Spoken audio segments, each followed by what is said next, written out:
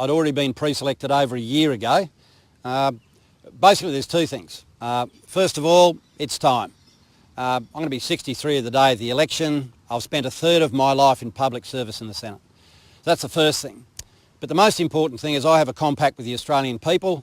I'm not going to, I might be able to do 6 months or a year into the next term of government, and no doubt I'd be a cabinet minister, but my compact with the Territory people has always been an honest one. So I'm letting them know I'm not going to be, I can't stand the full term, so I basically can't, I have to resign on the day of the election, which is what I'm doing. And can I say how grateful I am to Michael McCormack and the Prime Minister ScoMo for asking me to stay on as Minister for Indigenous Affairs until the outcome of the election is known. I'm very grateful for that. Well, first of all, there's no inevitable loss of the election. Here I am standing Australia Day in the Territory. There's less Territorians with a job, and the country's broke. Territory now spends $4 million a day that we spend $4 million a day more than we actually get. We're borrowing money to pay interest. We're bankrupt. So Territorians know, and I'm quite sure when Australians make a decision in the polling booth, they will know. Forget about little dysfunction, how many prime ministers you have. They'll say, who can run an economy to make sure my kids get a job? Who can run an economy to make sure we can buy those services Australians need? And I'm sure it'll come down on the side of the coalition. So the first thing, I expect the coalition to win. I'm not jumping, and if anyone knows me, Nigel is not jumping off a sinking ship.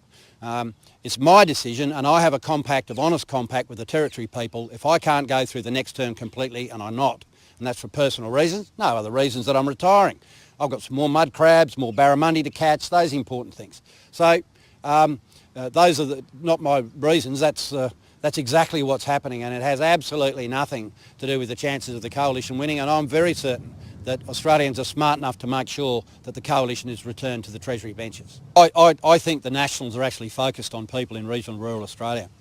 They're focusing on making sure we get the same opportunities in regional Australia as we do in Sydney and Melbourne and Brisbane and the major centres. That's what we focus on.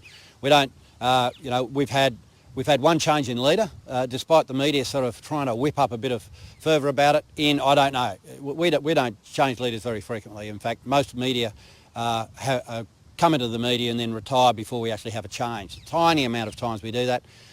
That's because we don't focus on leadership and introspection. We focus on those people living in regional and rural Australia, and I know that will continue. I'm not going to pull a name out of a hat, but the most important thing, if we win the election, there'll be a representative of Aboriginal and Torres Strait Islander people in Cabinet, as a standalone position in Cabinet. I know that will happen, and it doesn't matter who's there, it's going to be a Cabinet Minister that gets out of bed every day and does nothing else except for focus on Aboriginal and Torres Strait Islander affairs. So that's the structural change the Coalition have introduced to this area that has made a remarkable difference. And I know that this is such an important position that what we need is a very capable person that needs to continue the very strong engagement with Aboriginal and Torres Strait Islander communities, individuals and families that has characterised the last 5 years of my ministerial responsibility.